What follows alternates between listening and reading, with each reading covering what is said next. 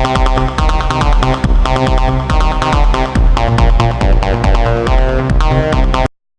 this video we're going to have a look at the AND formula.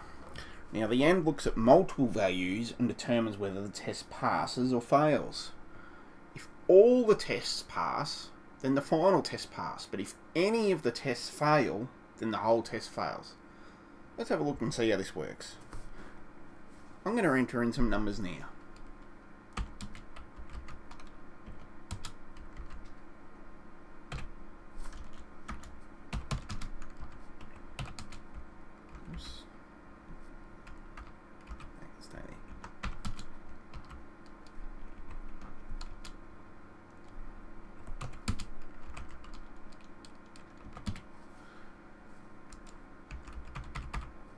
Again, we begin our formula by pressing the equals key.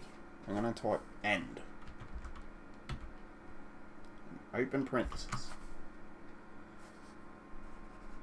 You can see that we require at least one argument, but we can have multiple arguments if we wish. If you see anything in square brackets, that means that it's an optional argument. These dots represent that this can be continued for multiple arguments if you so wish. I'm going to write the test now. What I want to determine is if both numbers are greater than 0. If they're both greater than 0, then I want it to pass. Otherwise I want it to fail.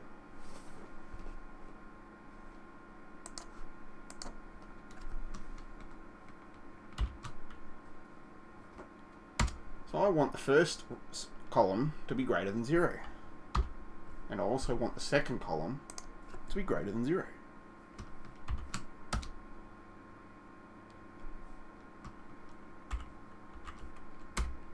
And we can see it's true. However, the next 3 rows all have negative numbers in them, so they should fail.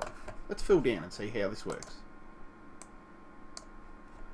You can see the remaining 3 tests failed. Fantastic.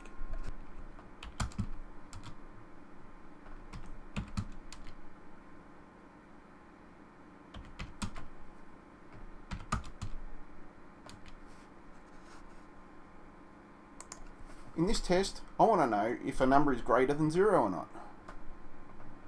To do this, we start by creating the formula, and I'm going to type if. Hit tab. You can see that it tells us that there's 3 components to this test. The test itself, what the result is if it passes, and what the result is if it fails. So I'm going to say, if the cell on the left is greater than 0, I want it to say the word positive.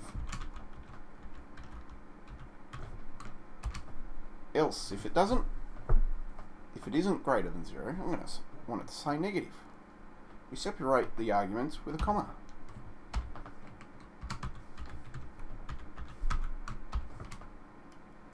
Again, I'm going to hit enter. You can see that the formula is self-closed. As 5 is greater than 0, we get the result positive. Let's fill down to see if this works for the remaining cells. We can see that positive is returned where the number is greater than 0, and negative is returned where it's below 0. Wonderful.